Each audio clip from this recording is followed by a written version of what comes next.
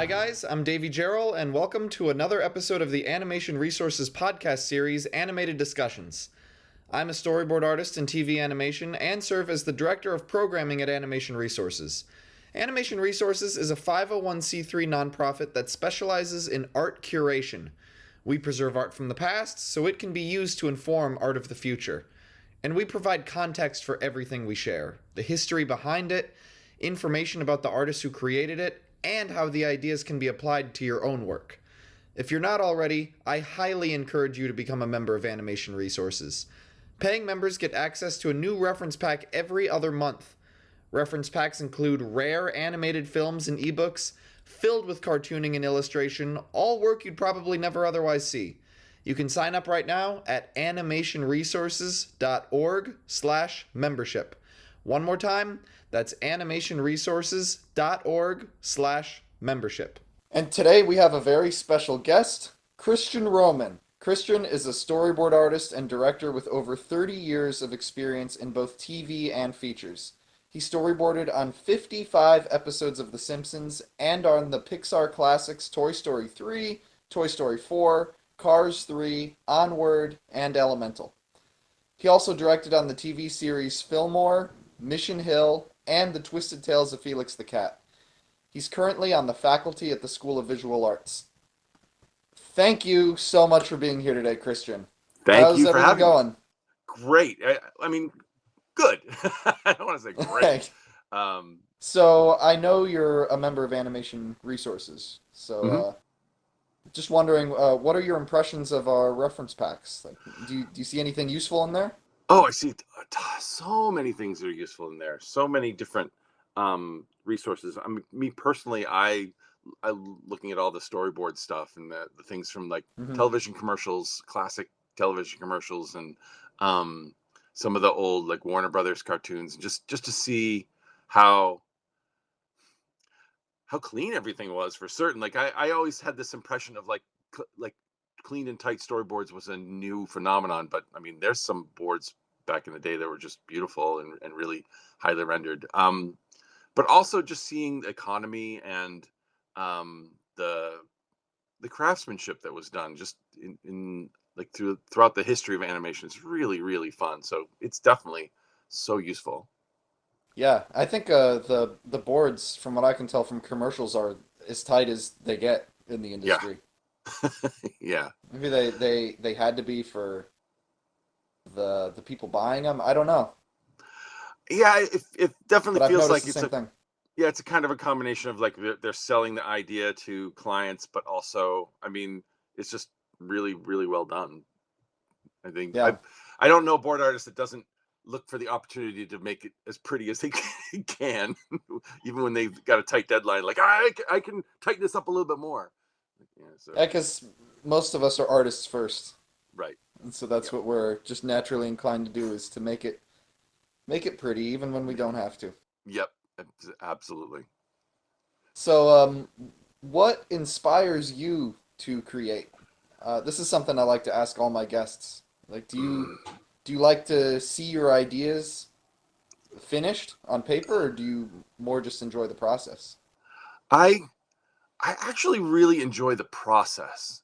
I mean, I it's funny that we talk about art. Like I try to make my drawings really well done, but there's something about the process of actually just kind of figuring out the storytelling part of it, what shots to use, what Hmm. the pacing will be like. I really enjoy that's my favorite part of the process is that you getting a script or getting a story and just saying like, okay, how what is this going to look like? How like the blank page pie in the sky anything goes moment. Oh That's the man, I love that part. it's Um and intimidating. it's it's funny, it's intimidating, but I feel like I've gotten to a point now, like I talked to a lot of younger, earlier board artists about this. In the beginning, I would feel kind of overwhelmed with the possibilities, and I'd like do all these alts and kind of like thumbnails or post-its like, well, it could be this angle or this angle. I think it's this angle, and I feel like that can really um, paralyze you. So Hmm. I feel like I've gotten to a point in my career where I'm really comfortable about that. What my friend Kevin O'Brien, who's also a board artist, like the vomit pass of just get it out, do it, and then fix it Yeah. afterwards. Um, Yeah. I mean, that's what the blank page just scares me, and I like what your friend Kevin. I like to just get something out there and then refine or right, throw it out and do it again. But I just get so intimidated by like even if I'm writing to a blank page, right, it's yeah, terrifying. it's terrifying.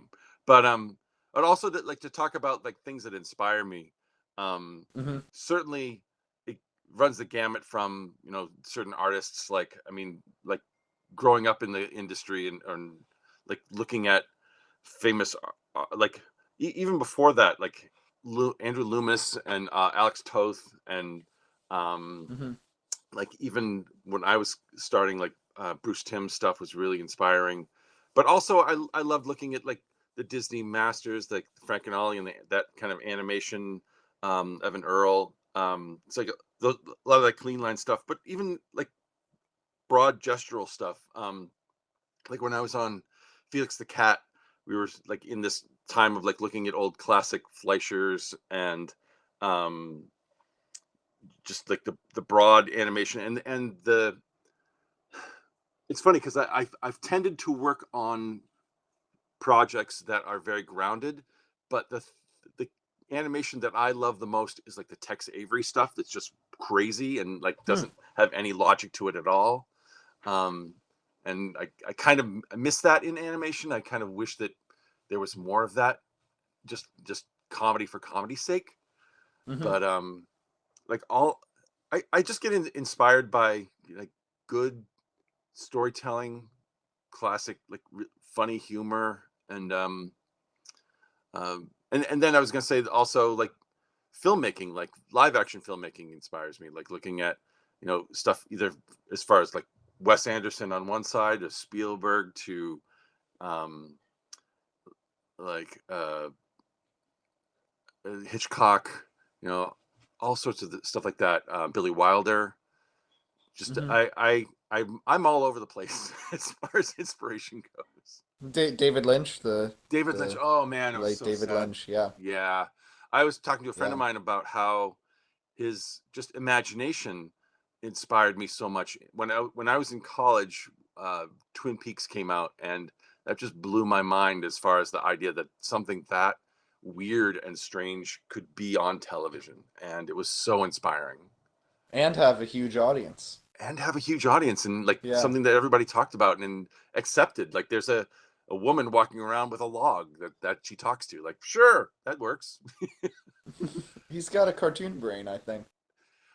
There's a project that he made that he kept trying to get made. It was um the bubble, the saliva bubble or something like that. I keep Hmm. hearing about it, and like I have a friend who like for some reason like wanted to get the rights to that and have it made. And I think it does. As from what I remember about it, it does lend itself to animation. So just the idea of a David Lynch animated movie would be so cool. That would be so cool. Yeah, I haven't heard of that project. Hmm. So Look it you up. kind of yeah, you mentioned filmmakers, other animators, comic artists. Are there any other types of art or specific artists in any art form that really inspire you? Wow. Yeah. Like if you get into like before I even got into animation as a painting major, um, I was really Yeah. inspired by Van Gogh and Cezanne on uh, one side of it, but then like Norman Rockwell and Ledbetter and Wyeth and the illustrators too. So there's something about the illustrators, the skill. I guess that's the dichotomy of my inspiration is on one hand, I really appreciate the skill and the craftsmanship, but then I appreciate the imagination and the ability to create something that's never been seen before or a new way of Hmm. looking at things. So those two things are part of who I am, I guess. It's like I really appreciate the craftsmanship, but I also appreciate the craziness sometimes too. Yeah, that's really the full spectrum. Yeah. of influence. That's great. I mean, that's what we're all about at Animation Resources. Is Mhm. just there's no there's no one way of doing something. It's Right. pull from everything. Right. It's funny. So when I was working on the Felix the Cat, one of the other directors, Milton Knight. I don't know if you know Milton. I know the Um, name, but I don't know him. he was um, he was really a kind of like definitely like a um, almost like the Terry Toons stuff and the really inspired him. And when I grew up, I didn't really like the Terry Toons stuff. So like talking to him, I started to really appreciate it because one of the things that he liked, um, I was raised or I was taught animation to go to keyframes, and he loved like straightforward animation, and he loved how Hmm. the models would just kind of like morph and change as you just did Hmm. straightforward animation. Um, and I always thought that's so amateurish, and he was like, no, it's creative and it's fun, and it really kind of it opened my eyes to appreciating that kind of animation, and his stuff was really cool. Yeah, Um, the Terry Tunes has like an indie animation feel to it in the way. Sometimes, yeah, some of that Heckle and Jekyll stuff is Yeah, just kind of really like it feels like two guys made it.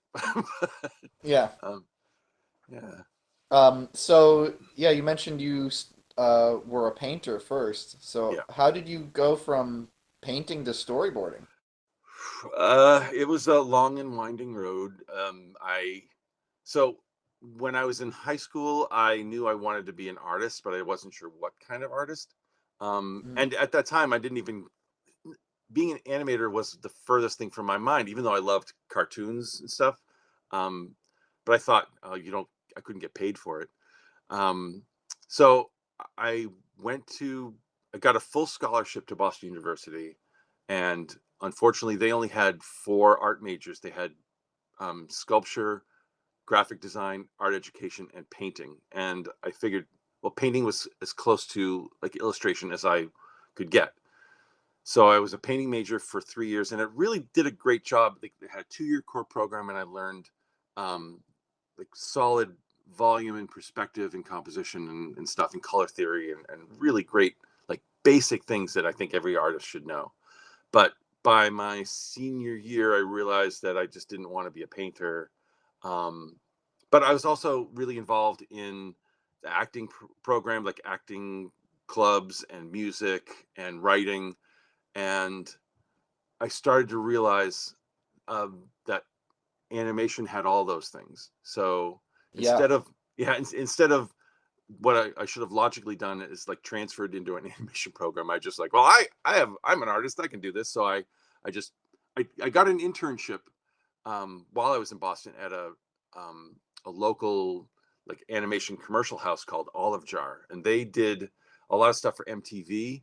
They did a lot of the interstitials, like the stop motion M's doing things and stuff like that Hmm. in the early days of Yeah. MTV. And so I learned a little bit there, but after my senior year, I packed up my car and I moved to LA, and I hoped for the best. I thought like, oh, my art portfolio, I should get a job, and um, I got turned down everywhere, and um, I kind of had to learn on my own, get books and things about what animation was really looking for, and figure it out. And during that time, I got a friend of mine met this person running animation workshops in the high schools and junior highs of LA, and they needed facilitators. And so I went to interview to be a facilitator. And that day, one of their other facilitators just didn't show up. So they threw me in and like, try it out. And it was basically teaching animation to high school students. And I didn't know anything, but I knew I could draw. So like I learned along with them and helped them, and I'd never even taught anybody before. But it worked out great, and they liked me, and it worked. So So I did you that. had no experience teaching and no experience in animation, and you were an No, animation teacher. yep. All right. um, and they and it worked out, and I actually did that for about 2 years, 2.5 years, maybe three. And the other facilitators in that program were Simpsons artists on their hiatus, Hmm. and so I became friends with them. and told them like what I wanted to do, and they helped me learn more, and they eventually helped me get onto the show. And so I started on The Simpsons as layout, and I'm still like I'm wanting to get into animation, but I didn't know what I wanted to do. And the layout department, um, you going off of storyboards, and I'm looking at the storyboards like I I'm only doing like 5 seconds of a show, but this storyboard is like a whole act. I want to do that. So Hmm. after a year in layout, I pushed to get into storyboarding, and luckily they liked me enough and they gave me a shot. Oh. So, did you learn that studying fine art was useful for learning to work in animation? Yes and no. Yes, because I feel like learning fine art prepared me, at least the core program prepared me to be able to draw anything, and gave me like Hmm. a kind of working knowledge of how to draw things from any angle in perspective, volumes, and really show like solid drawing skills, composition, all that Well, stuff. that's huge. Yeah, and it really helped. But I had to learn all the film stuff because I didn't know anything about Mm. filmmaking, and so I had to teach myself like the 180 rule, and like two shots and one shots, and establishing shots, and how to set that up. I mean, I'd read comic books, and so I came at it from a comic book perspective, and that's close, but it's not exact. So the Yeah. funny thing is that my first storyboard was on episode called Lisa the Iconoclast, where she discovers that Jebediah Springfield is really Hans Sprungfeld the pirate, and I boarded it, um, and I got great notes. Everybody was like, "Wow, this is great! This is great!" So I went into my second board being like, "I know how to do this," and the second board was terrible. I got so many note. Brad Bird was just like crossing things out, like, "What's this? What you jumping the line?" What? And I completely screwed it up. And that's the point when I realized, like, oh, I really don't know what I'm doing. I need to figure this Hmm. out. Yeah. It's the people that I know that made the transition from comics to storyboarding had a very hard time with the 180 rule. Yeah, yeah, because and this is the thing I learned too, because I started to do while I was on The Simpsons. I did Bongo comics, and I started to really think about the differences and how in comics you really have to set it up for where the dialogue will so you're reading from left to right, so you want to have the dialogue happening in a certain order, so you have to position the people in a certain order, and you can linger on a panel. You can look at it and go like, okay, oh, there's some information. Um I don't have to have it simple. It could be pretty detailed. Whereas in storyboarding, you'll have to keep people in the same kind of space, and you can't jump the line. Also, you can only have one thing happen in a shot because it's only going to be on there for a second, and you want to make sure that that's clear. So there's all these different things that you have to think about when you're storyboarding that are different from Yeah, that comics. that things in storyboarding and animation it needs to read instantaneously. Yes, exactly. Yeah. um, I there I'm not going to point them. I'm not. There was but when I was teaching storyboarding, the first time I started teaching storyboarding at Laguna College of Art and Design in the late 90s. No, it was actually, was it the late 90s? Maybe 2000s. Oh, it was in the 2000s. I would pull some cartoons from that were obviously storyboarded by comic artists, because it was just like all over the place and it didn't make any sense. And the shows, they should have been really good, but you could, just from the way they were framed and paced, they were not. And the funny thing is that years later I became friends with someone who had boarded on one of those shows that I used as a bad example. Hmm. And he had since learned, but I let him know, like, yeah, I used some of your boards as an example of what not to do. He's like, I don't blame you. They were bad. So Oh man, wonder if anyone's ever done that for me.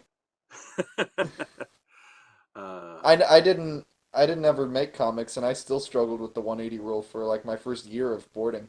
It's such a simple rule that has so many. There's actually a lot to it. It's There's a lot to deceptively it. it. complicated. It is, but it's also like it. The hard part is that you can break it, and you're finding the places you can break it. Right. Um, and honestly, I mess up too. I'll there've been a couple times I've boarded a whole scene, and then I'll show it to my director, and the director's like, "You jumped the 180 there," and I'm like, "Oh, you're right. Oh, what was I thinking?" So I still struggle with it. There's just a lot to juggle. Yeah, It's just that's yeah. that's the thing about storyboarding that I love and hate, because there's just it's because it's not respected enough. There's so many things that you have to juggle. You have to be a great draftsman. You have to be a good animator. You have to think about like silhouette and like character and all that stuff. But you also have to think about composition and storytelling and cutting and Timing. like timing and like so many different things. Tone. Um, there's so much you need to know, and it's it's not taught enough. I feel like so many people start being storyboard artists without enough preparation that it's easy to do. Well, it's not easy to it's the preparation is easy to teach it. I don't think enough people appreciate it enough to understand that you have to know a lot to do it. Well, because when you're just looking at it, it looks like compared to other parts of the process, like someone who's not trained in it could look at it and think, I could do that. They just look like crude drawings, but you don't know Right, what went into that. but that's the I think the magic of storyboarding is that it's a lot like a magic trick that you make it look deceptively simple, but there's so many things going on behind the scenes, like little Right, trapdoors and stuff like that, that you don't people don't see. That right, a good storyboard is like a magic trick, because you don't you don't realize what's happening. You don't realize that you're being manipulated to feel one way about a character because you did a down shot on them, or right, you're having two characters looking away from each other, and you're subtly letting the audience know that they're in opposition, but it just right. looks like you did a drawing. Yeah. So on the in The Simpsons, in addition to boarding 55 episodes, you also produced a how-to guide for storyboarding the show that you said is still used today, Yeah, 30 years later. So can it's you 30 talk years later. about what you wrote about in this guide? Yeah, I because I was teaching myself basically how to storyboard. I was getting my hands on anything I could, and there was nothing. The shot by shot book was still in print, but there was a book called The Five Seasons of Cinematography that was way out of print. And so, like, board artists were passing around Xeroxes. And I felt like there needed to be something definitive, not only for The Simpsons, but just for me to remember all the things that I was learning as I was going along. And so, and I was also learning things from Brad Bird, because Brad Bird was a creative consultant at the time, and he'd give board notes. And so I'd get these notes, and they were like pearls of wisdom of like, oh yeah, you should lower the camera, you should lower the horizon line, and don't flop the 180, and all sorts of, excuse me, all sorts of different things like that. So I wanted to compile that into a booklet. And so I started with like some of my tricks, and then I put in some of Brad's notes, and then anything that I learned in any of the other books, I tried to apply it to The Simpsons, like, you know, rack focusing and um, doing bipacks, which were like the dolly shots that Hitchcock did, lots of stuff like that. Hmm. And um, I I felt like it was really important to this when I was a storyboard supervisor. All the storyboard artists that were kind of I was in charge of helping. I felt like this would be helpful for them. Um, and I never got to finish it either. I Oh, had like really? yeah I did about like 25 pages, and I had another 10 to 15 ready to go, but then I left the show. Um, so I never got a chance to finish it. And every now and then, people will ask, like, you should publish it, but it's online. So I feel like it's already out in the public domain. I don't really have any Oh, control I over it. gotta look And I that don't own up. the rights to The Simpsons. Okay, so if I like search your name and Simpsons storyboard guide, I'll find it. Yep, you'll find it. I know for a long time it was on animationmeet.com. Um, and the funny thing is that because I put Brad's notes in there, a lot of places attributed to Brad and not me, which is fine. Well, okay, I guess like you did learn a lot from Brad, I so did learn a lot from Brad, and there yeah. I would say about a third of the notes in there are Brad's. I called them Brad's pearls of wisdom, but Hmm. yeah, it's fine. Um, so what are the main differences between storyboarding for 2D and CG? The main difference is between 2D and CG that in 2D you have a lot more freedom with the characters and the acting, I think, and you can be kind of like what I was talking about earlier with like the Tex Avery stuff. You can go crazy. Um, and then with the CG stuff, it's more grounded, but you don't really have to worry too much about the models being on model. Um, Whereas like with 2D, especially stuff that's going to be sent overseas, you really have to have like solid drawings that they can follow. Whereas with the CG stuff, especially like feature stuff, you can just kind of be loose and still have good boards. Um, Right. it's funny because like a lot of times people expect that in CG the camera is freer to move and you can do really cool things, and that's true. But I feel like I'm more aware that if I work on something in 2D, what I draw is gonna influence the final result a lot more than what I draw in CG. I feel like in CG, because it's going to be forced onto an already created model, I can't break it too much. Hmm. Um, and that's certainly changing. There was a board artist on Toy Story 3 that he used to really push like crazy expressions and models, and it was funny and we'd laugh, but then I would think like, how are they going to make that? There's no way that like Well, that it could inspire them, is it totally inspired them, right? but I Yeah. always felt like it seemed unfair that you're selling your storyboards with these really funny great drawings that might not translate. So Yeah. um I feel like that's the biggest So thing. so maybe your answer to this question is the same. The main differences between storyboarding for TV and feature. And also, how did you make the transition from TV to feature? It's kind of the same. I think that the other big change, the difference between TV and feature is time, where with TV you'll maybe have one pass at a storyboard, maybe two. Like you get a rough, and then you get a little time to do a final, and then you're done, and you'll never see it again. Whereas with feature, I could get a sequence and do it for years. I mean, there's famously um, uh, Rob, Years. yeah, Rob Gibbs. He sadly passed away over COVID, but Rob Gibbs was a board artist at Pixar, and he famously had the um, ice cave sequence where Mike and Sully are trapped in the ice cave with the abominable snowman, and Hmm. he always got that sequence, and like for years they kept trying to do it over and over and over again, trying to get it right, and he owned that scene. But man, you gotta really be okay with iteration, because that's a lot. So I feel like Wow. that's the biggest difference, is the iterative part, where in feature I could do a sequence and then do it again for the next reel, and then maybe do it again for the next reel, change it around a little bit. But um, I think that's the strength of feature, is that you really get a chance to make something great. Whereas TV, you're lucky if it's great. Usually it's good, but you're so stressed for time.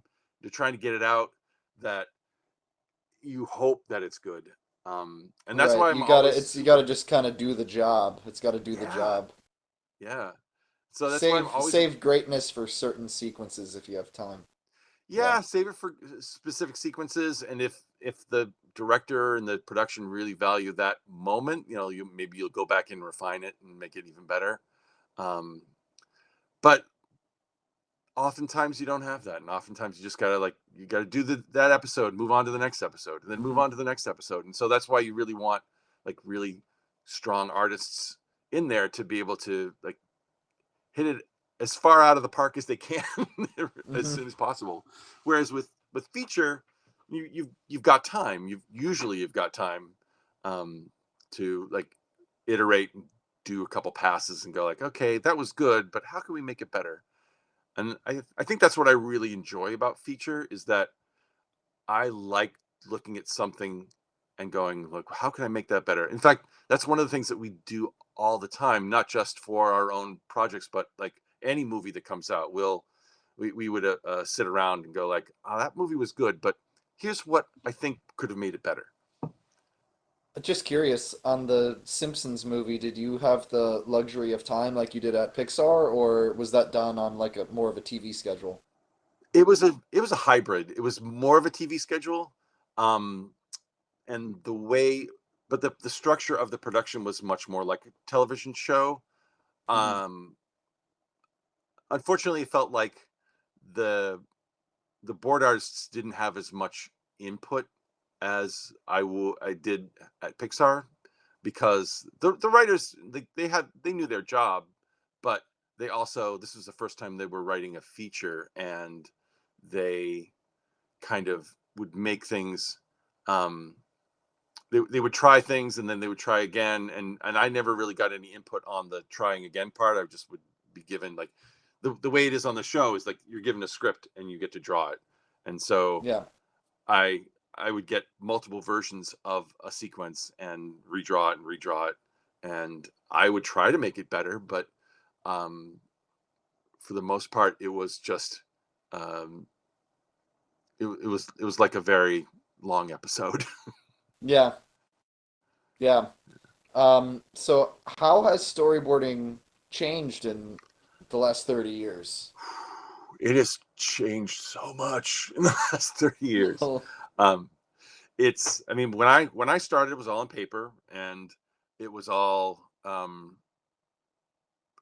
the kind of the superficial stuff that we, especially for television, you had a 3x4 square.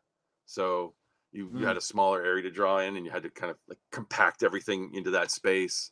Um, and the projects were different. There was very little adult stuff. It was, I mean, The Simpsons was as close as it got, um, and we had a little more time, and we Oh, had different really? levels. With you had a board artist. I mean, Simpsons is one of the rare shows that had a layout department. Most productions did, but they at least would have a timer and checker and color artist and character designer, prop designer, background designer.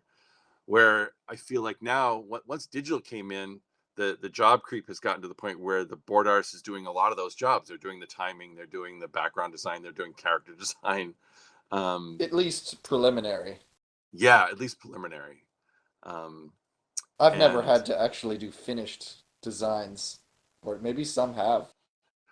I feel like, well, not even just finished designs, but you're being asked to come up with a preliminary design, and that's even a lot. That's just that's hard. You're already, Yeah. you've got a lot on your plate trying to figure out what the show's going to look like. You don't have time to figure out, well, what does the castle look like that they're going to be in, and Yeah. what does the evil queen look like? Um, and I think the biggest thing for me that's sad is the editing part of it, where um, I always felt it was a benefit to have a separate editor, um, so they could look at it from a different perspective as far as their um, from a filmmaking standpoint. They can tighten it up and move things around to help sell the story. Where now it feels like most board artists, because of Storyboard Pro and things like that, they're being relied on to be their own editors, and you're missing out on another set of eyes that could look at it and improve on it. Yeah. And timing's hard. I would often tell students not to submit animatics in their portfolio, because you're not only going to be judged on your art, you're going to be judged on your timing. and I don't think that's fair. Because like even someone who has experience pacing and editing their stuff is going to make it long. It's really because That's you'd be like, oh, always the intuition is it's too slow. right, Yeah. and you can watch it and go like, oh, that's perfect, and then you're gonna present it to someone as a way to get a job, and they're gonna like, wow, that's really slow. Yep. So Yep. I miss that part. Yeah.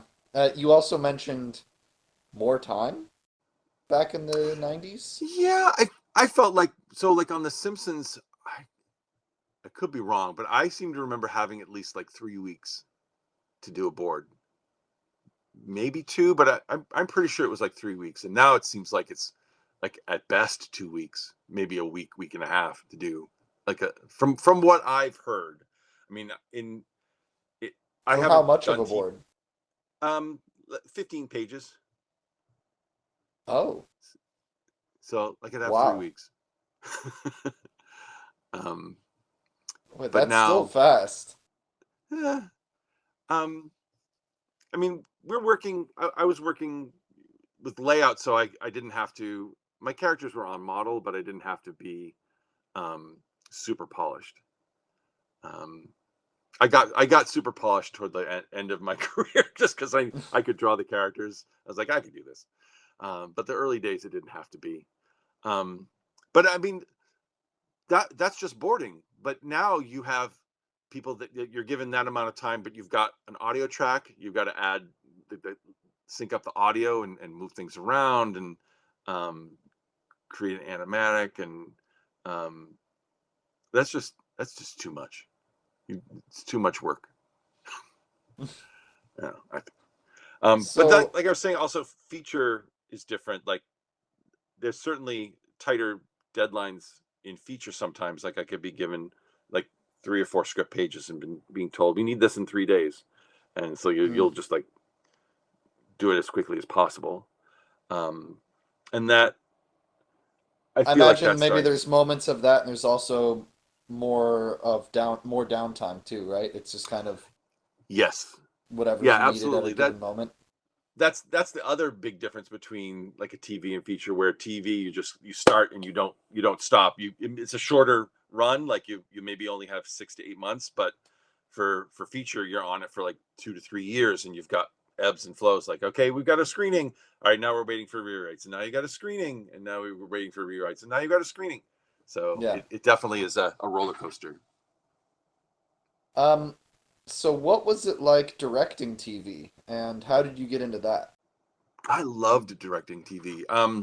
I got into that from when I was on The Simpsons. Like I said, I did some Bongo comics, and one of the editors at Bongo Comics eventually left there to be a writer at Disney Television, and we stayed in touch. And he had an idea for a show called Fillmore, um, but he needed an artist, and he and I had a great relationship. So he reached out to me. He's like, "Hey, can you design uh, this the characters for the show?" And I said, "Sure, but only if I can direct the series." And he was like, "Okay." So we went on it together. We sold it to Disney Television, and I got to direct the 2 seasons of Fillmore. Did you And know what directing entailed before you a signed up for little that? bit, I had been a director, like, but after when I was on The Simpsons, the two head writers that were there, Bill Oakley and Josh Weinstein, left to create a show called Mission Hill, and they asked me to be one of the episodic directors, which is a little different. You're just concentrating on like 3 episodes, but you're in charge of like there's a supervising director. But so I knew from that kind of what directing entailed. Oh, so Um, on Fillmore you were like more of a like a supervising director? yeah, well, I was the only director. Like there's Oh, so, like so you were overseeing everything. I was overseeing everything. Mission Hill, their format was exactly like The Simpsons, where they had layout, and they had, so because of that, they had episodic directors and a Yeah. supervising director. Whereas in like Saturday morning television, there's one director. There was me, there was 5 or 6 board artists, character designers, and timers. And so like I had to be able to read a sheet timing. I had to like approve all the backgrounds, improve all the models. I had to look at every storyboard and give notes. Um, and but I really enjoyed it. I enjoyed like working with board artists and really trying to. I think that's where I really started to get into that mindset of like, okay, I'm looking at something. How can I make it better? Um, Hmm. and but but at the same time, I think a really good director is someone who can look at it to make it better, but also be willing to let someone else's idea be good too, I guess. Um, to not be so dictatorial that Yeah, this is how the show's going to look. I mean, what be I willing to have be collaborative. yeah, what I found is there's two styles of directors. There's directors that have it in their head and it needs to be that way, and then there's directors who maybe they have it in their head, but they want to see what you bring because they Right. know that this might not be the only way. Right. But maybe Yeah. like what you're bringing accomplishes the same thing, so there's no need to change it. Whereas some directors, they have to do it the way that it's in their head. Right. That's the kind of director that I've aspired to be, and that those are the directors that I'd like to work with. I've also worked with directors that have nothing in their head, and they're just like, I don't know, and then that's Oh, there's rough. that too. That's a third kind. um, yeah, the one of the things that I've always struggled with is sometimes working with a director that doesn't have like, what is this movie about? What is this story about? They're like, I don't know. Like, well, I need a North Star. What are we trying to make? So I that's one of the things that I always try to find for myself, even if the director doesn't have it. I'm like, okay, what am I trying to say? And so I feel like that's the sweet spot of like having something that you want to say, but willing to have other people's ideas help you say that. Yeah, I know that the way the studios are set up right now, generally, the best board artists will get promoted to directors, which the best board artist might not necessarily make a good director, or maybe someone who's not the best board artist could actually be a great director. And Mhm. I'm wondering what qualities in a board artist do you think make the best directors? Well, I certainly think the best qualities of a board artist that make directors is someone who just, for sure, just knows how to tell a story visually. That knows like the mechanics of cinematography. But on top of that, it's just being able to work collaboratively with other people, which is really hard for a lot of storyboard artists because a lot of storyboard artists are very singular. You're like you're given a script and you're like, I'm going to make this myself. Yeah, So that's the big thing.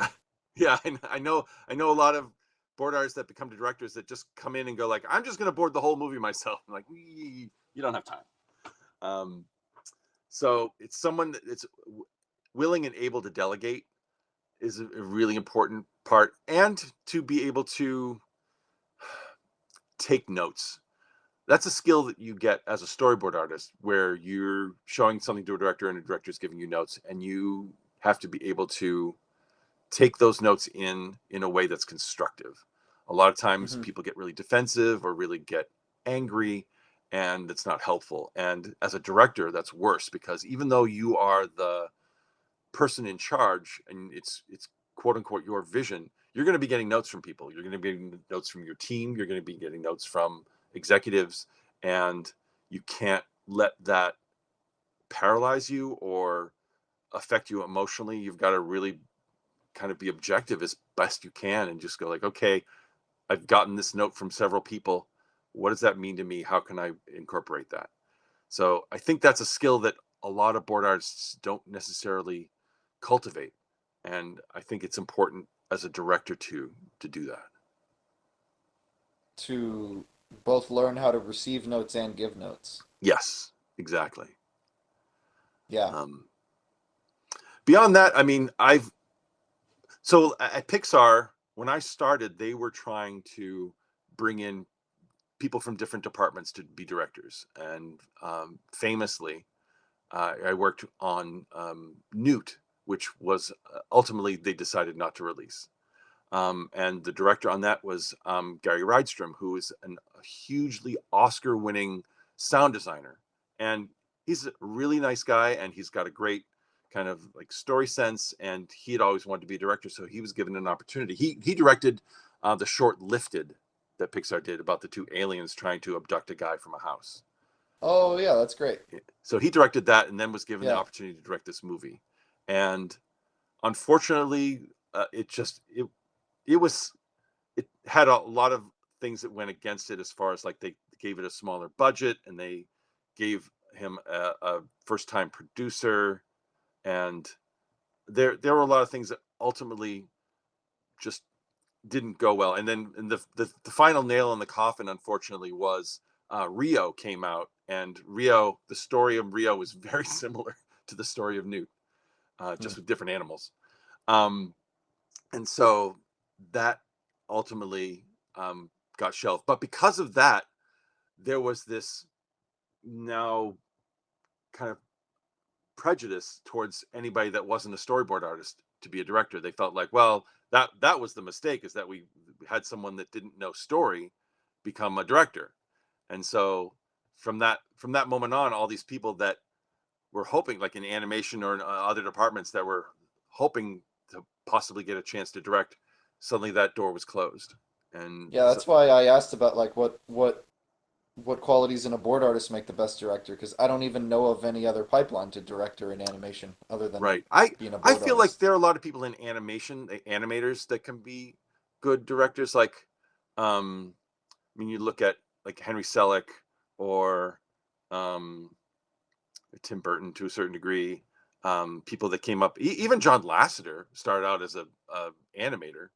So it's I feel like it's wrong to not consider animators for sure as potential directors as well, because I think that their thinking is almost the same.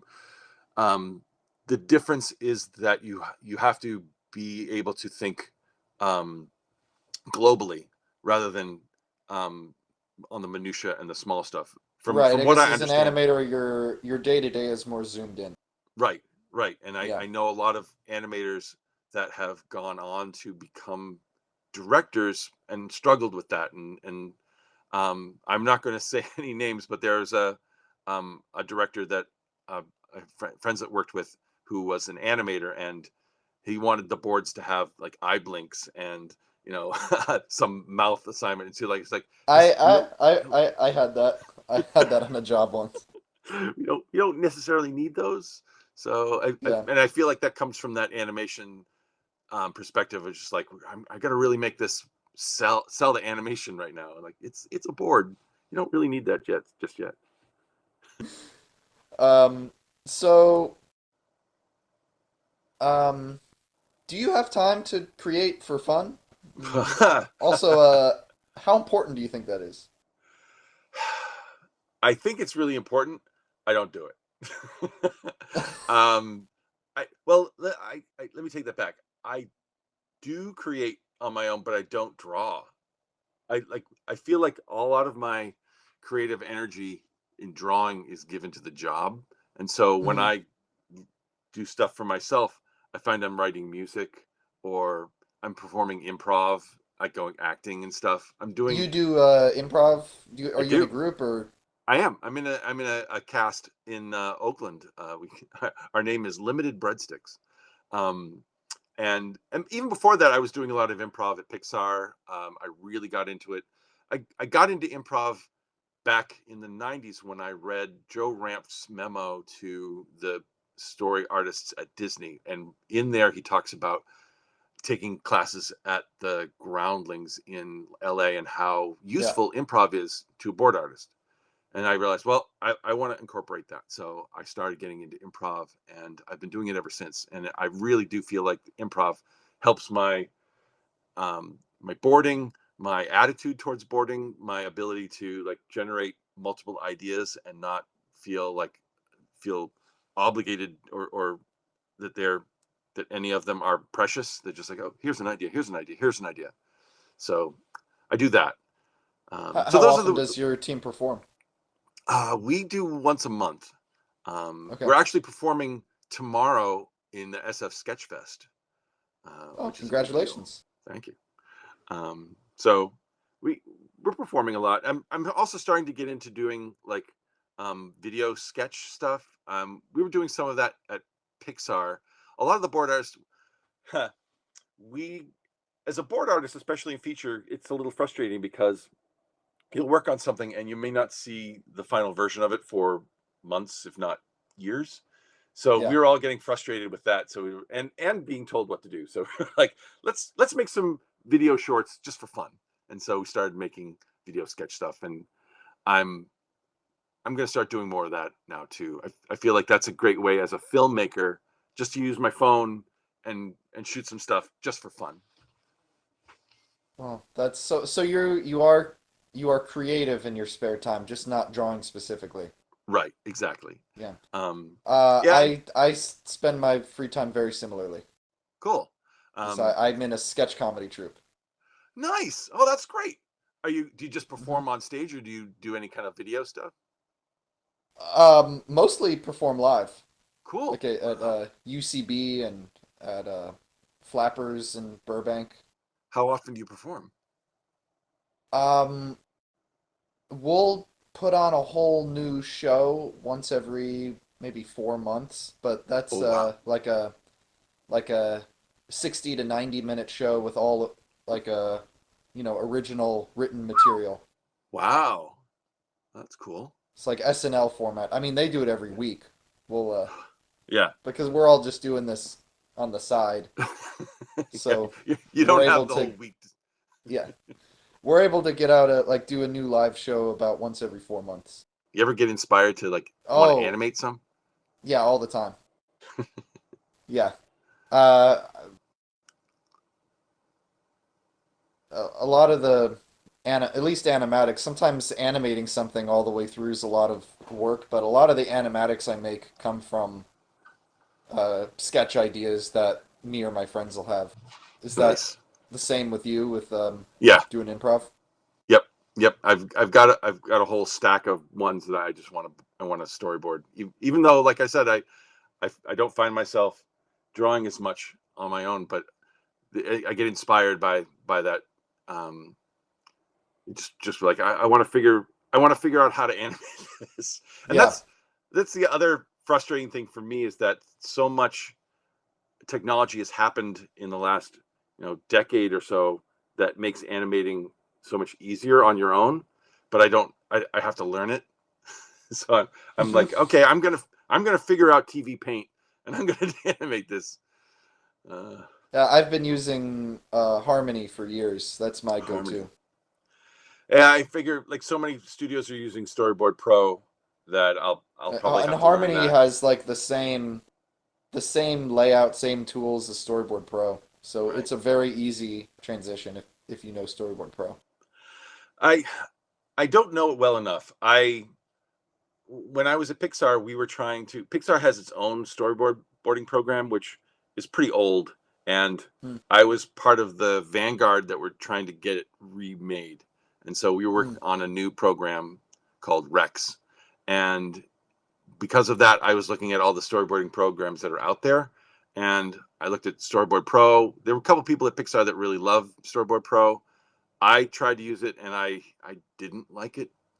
It Hmm. just felt very not user friendly, and so I'm I'm hopeful that I'll get more used to it. But I feel like so many board artists are so complacent and like, well, I'll have a workaround. I'll this is I'll do this because this is what all I have.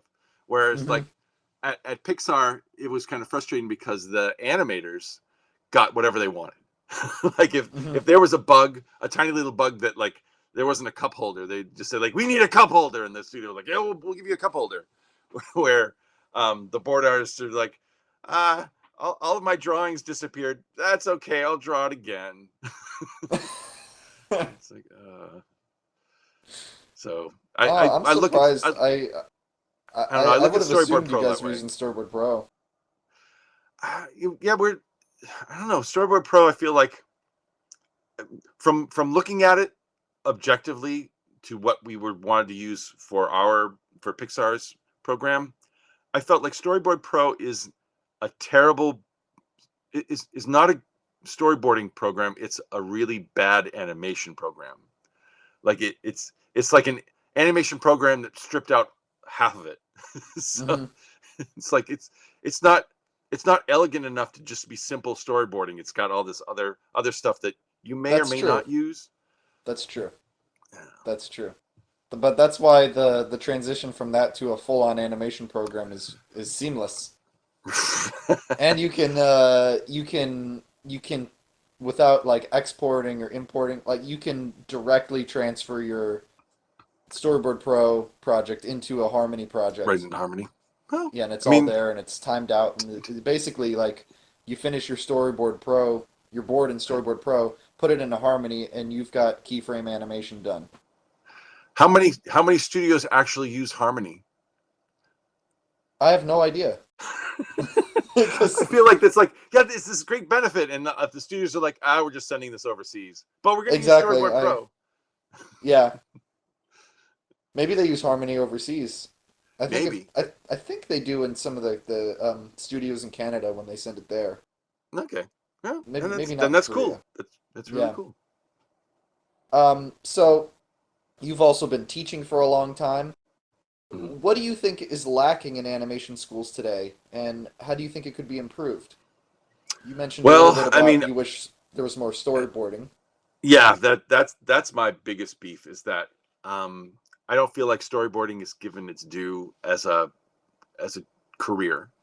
I feel like too many schools are focused on teaching people to be animators or VFX or things like that, and there are a lot of those jobs, and that's great. But I I feel like most schools will give one class in storyboarding, and then those people will leave school thinking I'm going to be a storyboard artist, and they they don't have half the knowledge or skills that they really need to be able to do it well. Um, Hmm. I also feel like there's so much out there that people are feeding off of watching other animatics and things like that from people that are animators and they don't necessarily know how to tell a story, and so you've got a lot of the camera angles that are superfluous and overposing, and I feel like a strong foundation in cinematography and understanding what a storyboard is for. It's not necessarily to do the layout. It's more to like figure out how to tell the story well and then worry about the layout and then worry about the animation. um, I feel like in most of the animation schools that's what's lacking is like a Hmm. real, as far as storyboarding goes, as far as everything else.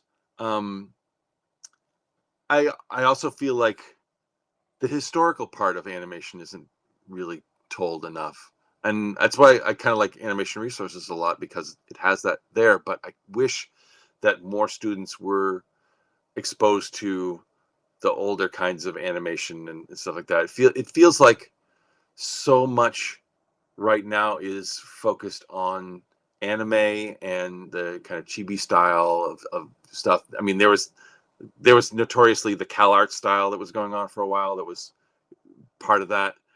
Hmm. And you got great shows like Steven Universe and the regular show and things like that. But I don't know. I feel like we're losing a lot of knowledge about why things worked before. Yeah. Do most animation schools not have a required animation history class? I know I had to take one at USC. I I haven't seen. I've looked at the curriculums at a lot of schools, and I haven't seen them. If Well, anything, that's too bad. they're not required. They're like what do you call it? An elective? An elective. Yeah, it's an elective. That's too bad. I've even seen some schools where storyboarding is an elective. It's not a requirement, and yet Oh yeah, well at that the yeah, that storyboarding was an elective at my but then school. then the students in their senior year are expected to make a short. Like, how do you Yeah. know how to tell a story if you haven't learned how to tell a story? Uh, It's a messy process. it's a messy I process. I loved that I had to take animation history because I was a huge nerd and I already considered myself an animation historian when I was 19, but what I really loved about the animation history class is half of it was focused on stuff that I knew nothing about, like old Oh, like experimental, yeah. like I mean, Oscar Fischinger, Lottie Reininger, and yeah, this is all stuff that I've learned about them more and so many other people in animation resources. But right. Yeah, like I thought a that lot was of the really Russian cool. stuff I've never been exposed to, and now seeing it on the animation Oh yeah, resources is really cool. yeah. Yeah. Um, so my last question for you is, what's your biggest piece of advice for artists to both get a job and keep a job in the animation industry? You've been working for a Ah, long time, so. yeah. Um, s- be nice. Don't be a Mm-hmm. jerk. Mm-hmm. Um, make friends. Um, so like from a skill set, I feel like being um elastic and malleable and being able to do different styles and not be stuck in one style has been very helpful. It's hard. A lot of Yeah. studios will want someone that's an expert in like action and want an expert in comedy. And if you have action and comedy, they may be like, well, you're not perfect in this stuff. But I feel like it's helped me. I feel like being able to jump from style to style and genre to genre has really helped me stay employed. Yeah. Um, but beyond above that is friends. It's like one of the great things about the animation industry is that it's a great community. And so even when I like recently getting laid off at Pixar in July, I had so many friends reach out to me and talk about like opportunities and things and give me support. And once I got into the animation industry, almost every job I have ever gotten, and it continues to now, is through friends. Yeah. A friend says, "Hey, I heard about this opening," or "Hey, I heard about this," or "I'm starting a project. I loved working with you before. Let's work again." So the more you Yeah. can network, and I think that's the best way. It's not necessarily about being a skilled artist, although that you have to keep the job, but getting the job is the networking part. Yeah, I that's so important. Yeah. And in this post-COVID era where a lot of times you're working remote, if you Mhm. get an opportunity to work in the studio, you should really do it because Yeah. you have to get to know your coworkers because they're going to Right. be your lifeboat. And the funny thing is that in the early days, as far as like being in the studio is so key. And I would have people come to me and ask, should I, there's this opening for a production assistant or a secretary, but I want to get into animation. I want to get production. Should I take that job? And I would often say no, because you would get pigeonholed. Like I felt like the directors and things would look at that person and be like, oh, they're not an artist. They're just a production assistant. But I've been proven wrong by that in the last 10 to 15 years. Where I've known numerous people that have started in those positions, and because you get to meet all the people on production, they want to help you. It's like I said, it's a community. It's very friendly, and Yeah, so most people are very nice. yeah. So any way you can get into a studio, any way you can get in to talk to people. My friend Alex Pimwong is a great board artist at Pixar, and he started in the cafe, uh, working the register, and he got to be friends with us and like know our names and things like that. And then when the internship came up, he said, can I apply for the internship? And because we knew him and because we were friendly with him, we're like, yeah, sure. And that with Pixar, I mean, it was hard for him to get into it, but they took him in, and from there he became a board artist at Pixar. So it's it is really a lot about getting in and meeting people. Hmm. And then keeping a job is just as hard, if not harder, I think. Yeah. At least like as Well, then being that's the versatile. being nice part. Like, don't Yeah. be a jerk. Meet your deadlines. Oh, that's Um, big too. yeah. But like when you get notes, don't be defensive and don't get angry that you got notes. Just um, thank you for that note. I will try to get that in.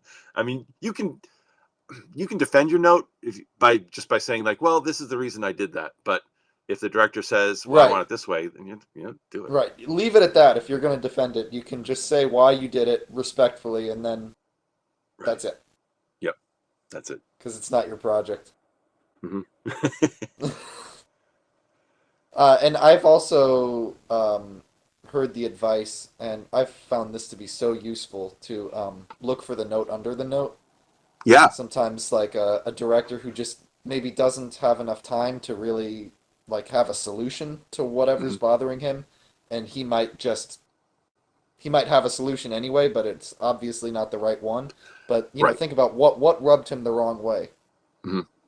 and Yeah. Exactly. try to figure. Yeah, Right. And oftentimes you'll come up with a better solution than they did because they're just kind of coming up with the one on the fly.